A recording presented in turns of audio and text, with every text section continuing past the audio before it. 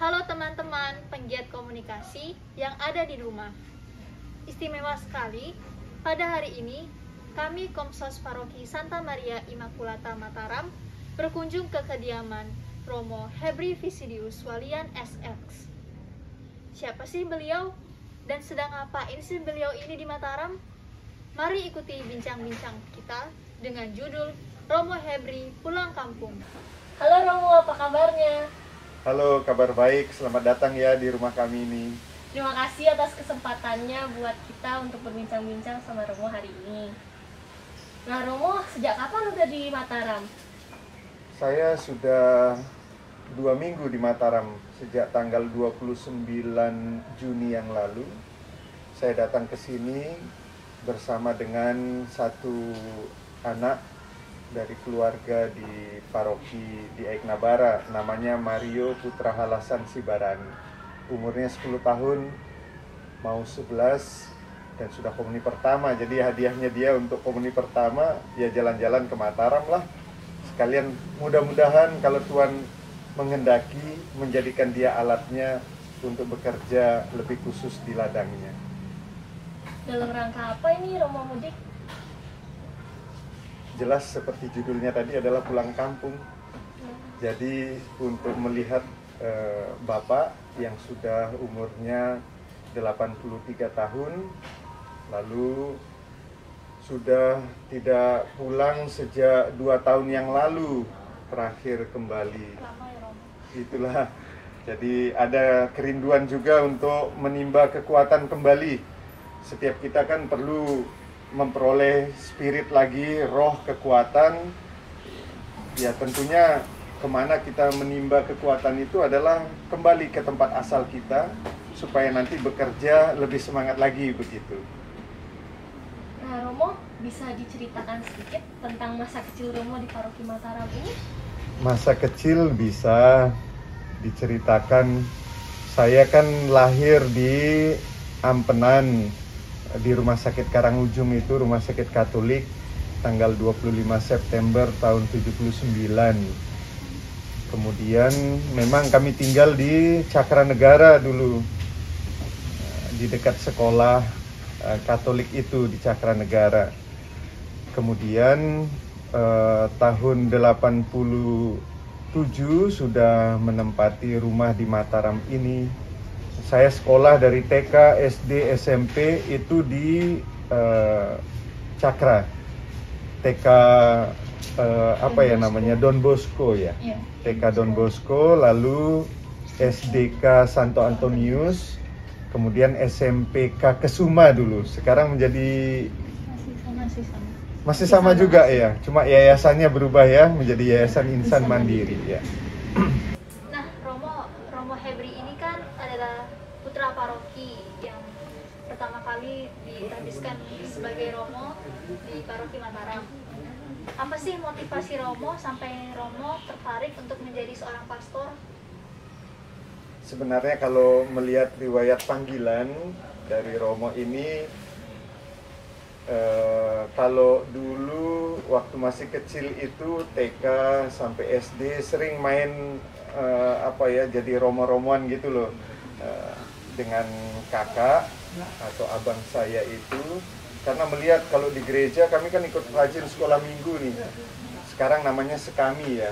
Nah dulu sekolah minggu dengan teman-teman, lalu melihat Romo itu begitu wibawa, lalu melihat bagaimana Romo memimpin misa, mengangkat hosti tubuh Kristus itu dengan piala. Lalu kami setiap sarapan pagi, karena dulu sarapannya makan roti, lalu dibentuklah roti itu seperti hosti, lalu main-mainlah tubuh Kristus begitu. Kadang kakak yang menerima, kadang saya yang menerima. Itulah candaan kami waktu kecil. Kemudian waktu kelas 2 SD, ya karena saya suka nonton Superman, baca komik Superman, ngelihat Romo memimpin misa dengan kasulanya itu kan mirip kayak Superman. Saya mau jadi Romo. Romo Hadi yang datang ke sekolah SDK Santo Antonius Cakranegara, yang promosi panggilan waktu itu. Jadi menerangkan bagaimana untuk menerima panggilan khusus menjadi seorang imam. Waktu itu saya tidak ingat apa saya kelas 5 atau kelas 6 SD begitu. Maka muncullah sebenarnya niat untuk saya mau masuk seminari.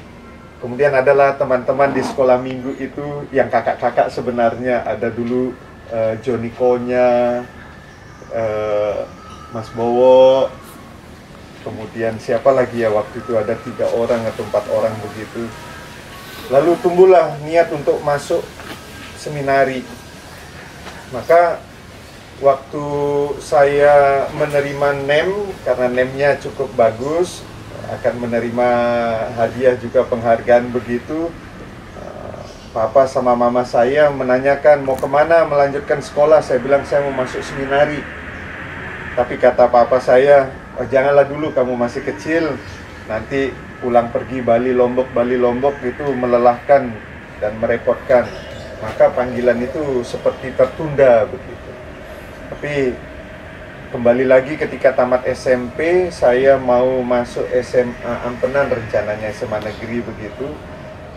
Lalu ya papa saya kembali menanyakan setelah pulang dari sekolah SMPK menerima NEM SCTB, bagaimana, jadi mau masuk seminari? Akhirnya saya bilang, kalau diizinkan saya masuk seminari. Maka waktu itu ada Romo Thomas Tepo SPD yang mengatakan akan rapat ke Bali dan mengambilkan formulir. Ternyata setelah 2 hari beliau sendiri yang datang mengantar ke rumah ini formulir tersebut. Maka kami lengkapi, saya lengkapi semuanya, persyaratan yang dibutuhkan, dan ikut tes di Paroki Ampenan. Testing seminggu kemudian kalau tidak salah ingat. Di situ Romo yang mengujinya almarhum ya sekarang ya, Romo Rosarius Geli. Romo Rosarius Geli SPD. Ternyata waktu tahun 2009 saat tahbisan itu Romo Rosarius Geli sebelum pindah mengakhiri tugasnya di Paroki Mataram, beliaulah yang mempersiapkan juga segala sesuatu untuk pentahbisan kami dari 3 orang Serikat Xaverian saat itu. Selain saya ada 2 teman-teman saya, Romo Agung Sadono Widodo dan Romo Alfonsus Widi Wiryawan. Romo Alfons itu sebenarnya angkatan di bawah kami, yang seangkatan adalah Romo Agung. Maka kami bertiga, karena teologi kami, saya sama Romo Agung di Kamerun dan Romo Alfons itu di Italia. Karena di Italia beberapa hal yang sudah diambil di Indonesia, perkuliahannya itu dapat diterima, maka beliau bisa ditabiskan bersama dengan kami. Begitu kurang lebih perjalanan panggilan saya ya dari kecil itu. Nah, tadi Romo sempat menyebutkan kalau Romo pernah berteologi di Kamerun bersama Romo Agung, dan Romo Alfons berteologi di Italia. Ya.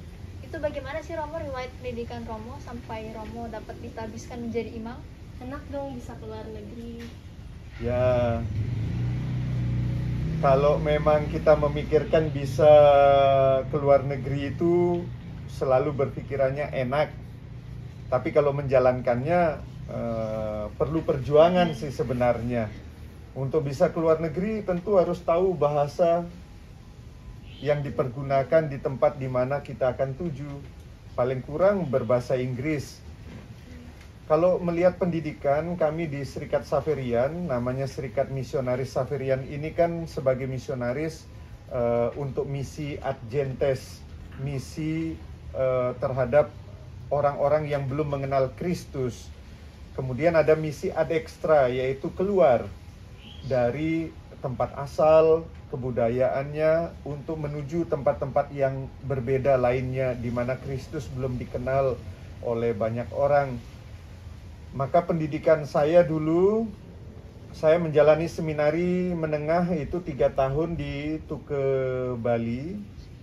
Kemudian diterima masuk ke Serikat Xaverian lewat tesnya waktu itu, menjalankan 1 tahun pranovisiat tahun 97-98, tahun 98-99 menjalani tahun novisiat. Pada tanggal 4 Juli tahun 1999 saya mengikrarkan kaul pertama bersama dengan ke-6 teman lainnya. Jadi maaf, kami berenam maksudnya. Jadi 6 kami berkaul pertama, lalu masuklah ke tahapan filsafat. Jadi menjalankan studi filsafat di STF Driarkara, Sekolah Tinggi Filsafat Driarkara di Rawasari. Maka kami punya komunitas filosofan itu di Cempaka Putih, Jakarta Pusat. Lalu setelah menjalankan 4 tahun filsafat dengan gelar sarjana sastra S1 pada tahun 2003, saya kemudian meneruskan dari 2003-2004 itu tahun top namanya. Tapi bagi kami tahun orientasi misioner. Kalau untuk yang lain itu disebut top, tahun orientasi pastoral, untuk kami TOM. Saya menjalankan TOM itu di Yogyakarta karena pada waktu itu pertama kali dibuka Tunas Muda Xaverian, semacam KPA kalau di seminari itu, yaitu kelas persiapan atas begitu. Jadi semua orang yang lulusan SMA yang tidak melalui seminari itu dimasukkan dalam tahun yang namanya tahun Tunas Xaverian. Itu pertama kali dibuka tahun 2003-2004 itu, dan saya sebagai frater Tom di sana menjadi pamong lah, pendamping untuk calon-calon. Saat itu ada 16 orang yang sekarang sudah ditabiskan pada tahun 2016. Dari 16 orang itu ada 3 orang yang menjadi imam itu ya, Xaverian. Romo pengen tahu dong ceritanya bisa ke luar negeri gimana? Iya, jadi setelah saya menjalankan tahun TOM 2003-2004, maka tahun 2004-2005, tahun 2004 saya mendapatkan surat karena kami misionaris Xaverian itu wajib menjalankan teologi internasional namanya. Ada 4 tempat di berbeda benua. Di Kamerun itu benua Afrika, di Italia itu benua Eropa, di Filipina itu untuk benua Asia, dan di Meksiko itu untuk benua Amerika. Itulah 4 teologi internasional kami. Maka waktu itu saya mendapatkan penempatan bersama dengan Romo Agung waktu kami masih frater itu untuk menjalankan teologi di Kamerun.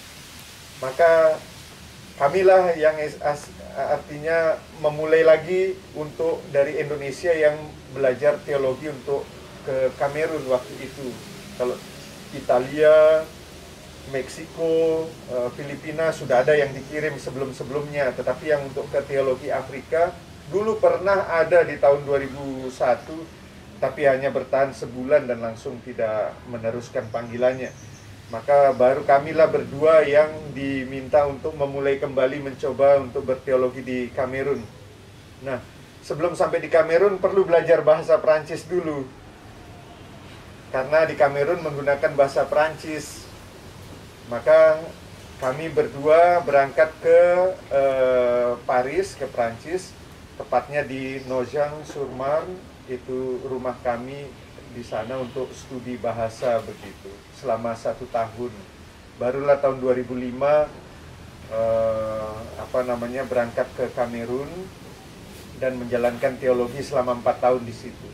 Tapi waktu di Prancis ya sempat mengisi kehidupan itu selain belajar bahasa dan praktek, juga mengunjungi beberapa tempat. Ikut juga tahun 2005 itu pertemuan kaum muda sedunia YMY itu di Kolonia, Jerman. Pernah juga ke Austria ya, jalan-jalan mumpung di Eropa kan, mengunjungi beberapa tempat selain Jerman, Austria, ke Italia juga. Jadi di Italia pun sudah diajak keliling-keliling bersama dengan para pastor Italia yang pernah berkarya di Indonesia. Jadi Eropa sudah bisalah kita lihat sambil melihat kebudayaan-kebudayaan itu melalui kunjungi situs-situs bersejarah di sana begitu. Oh ya Romo, setelah Romo ditahbiskan menjadi imam, Romo sudah bertugas di paroki mana saja? Ya, setelah ditugaskan, setelah menjadi imam tahbisan tahun 2009, sebenarnya surat tugas saya itu sebenarnya untuk Kamerun Chad, tetapi berubah setelah sebulan kemudian itu untuk berkarya di provinsi Indonesia, provinsi Saverian kami yang di Indonesia. Maka saya ditugaskan untuk menjalankan misi pertama itu di Indonesia, mulai dari Mentawai, Kepulauan Mentawai. Itu selama tepatnya 4 tahun 8 bulan. Lalu saya dipindahkan ke Yogyakarta karena dibutuhkan tenaga pendidik untuk Tunas Saverian waktu itu. Maka saya pindah tahun 2014, mempersiapkan diri tahun 2014 selama beberapa bulan di Girisonta, kemudian mendampingi para calon Tunas Saverian 2 angkatan sampai tahun 2016. Lalu dibutuhkan tenaga ini untuk berkarya di Paroki Aiknabara, Sumatera Utara, itu Kuskupan Agung Medan. Maka sejak tahun 2016, 20 September 2016, saya bertugas di Paroki Aiknabara sebagai pastor rekan. Kemudian tahun 2020 yang lalu, pada tanggal 22 Maret, itu saya diangkat menjadi pastor paroki bersama dengan rekan itu seorang imam yang berasal aslinya dari Italia, Pastor Germano Framarin SX, yang usianya sudah 78 tahun. Dan bagaimana sih Romo peran orang tua dalam panggilan Romo, dan apa pesan Romo untuk remaja-remaja dan kaum muda khususnya di Paroki Mataram ini? Ya, inilah cocok sekali sebenarnya pertanyaan ini, karena panggilan itu tidak lepas dari orang tua. Sebab orang tua itu sudah dikatakan juga dalam 10 perintah Allah, yang perintah yang keempat kan, hormatilah ibu bapamu. Karena dari orang tua bibit-bibit panggilan Tuhan itu dapat bertumbuh dan mengalir. Memang orang tua berperanan untuk menghadirkan dan mendukung, tetapi tidak mampu memaksakan itu, karena yang punya panggilan ini adalah Tuhan sendiri. Maka peranan orang tua sangat penting. Saya yang pastinya, papa dan mama saya sangat mendukung. Tapi waktu itu yang saya ingat, waktu meninggal mama, sebulan sebelum saya ditabiskan itu, tahun 2009, setelah pemakaman, tanggal 10 Juli 2009 itu, mulai masuk ke kamar mama itu, melihat di dekat jendela, mama kan stroke, yang tidak bisa bergerakkan yang kanan. Di dekat jendela itu ada satu sepucuk kertas, tertulis di situ doa seorang ibu. Lalu bagian sudutnya itu seperti ini kurang lebih ya, misalnya kalau ini kertas, sudutnya ini yang rusak, yang lainnya bagus, tapi sudut ini rusak, berarti itu kan terus dipegang dengan tangan kirinya itu kan mengambil kertas itu, meletakkan. Berarti mama saya mendoakan untuk saya dan saudara-saudara saya, untuk anak-anaknya begitu. Jadi itulah bentuk dukungan. Lalu untuk terhadap panggilan, waktu itu saya sebelum tahbisan, jauh sebelumnya, waktu mau memilih tamat seminari menengah, mau jadi projo, mau jadi SVD, atau mau jadi Saverian, mama saya mau supaya saya itu tetap di wilayah Keuskupan Denpasar sebenarnya, tidak mau jauh. Lalu saya coba-coba bilang bahwa SVD juga bisa di Indonesia, pokoknya jangan sampai keluar. Tapi saya diam-diam lah untuk tes masuk Saverian, dan sudah diterima. Ya mama saya mau tidak mau hanya menerima dan mendukung saja begitu. Maka untuk kaum muda, remaja, dan siapapun dari paroki Mataram, jangan lupa hormati ibu bapamu, dengarkan mereka, pasti ada petunjuk-petunjuk Tuhan yang ada melalui bahasa orang tua. Dan soal panggilan, apapun, kalau memang Tuhan menghendaki kita menjadi alatnya secara khusus, menjadi imam, bruder, suster, atau tidak menjadi dalam panggilan khusus ini, tetapi dalam profesi-profesi yang lain, mintalah selalu dukungan sama orang tua, karena restu orang tua itu adalah bagian dari restu Tuhan juga. Karena katanya juga kan, surga ada di bawah telapak kaki ibu. Jadi ingat selalu, inilah pesan saya. Dan kalau Tuhan menghendaki kalian menjadi alatnya, tanggapilah dengan serius tanpa menoleh ke belakang. Tetap semangat, dengarkan bisikan Tuhan yang secara halus, tetapi itu mampu untuk menggugah hati kita dan mengubah dunia. Itulah.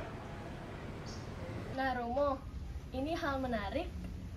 Pertanyaannya, apakah Romo di dalam masa pendidikan pernah merasa bimbang atau ragu-ragu dalam melanjutkan pendidikan menjadi imam?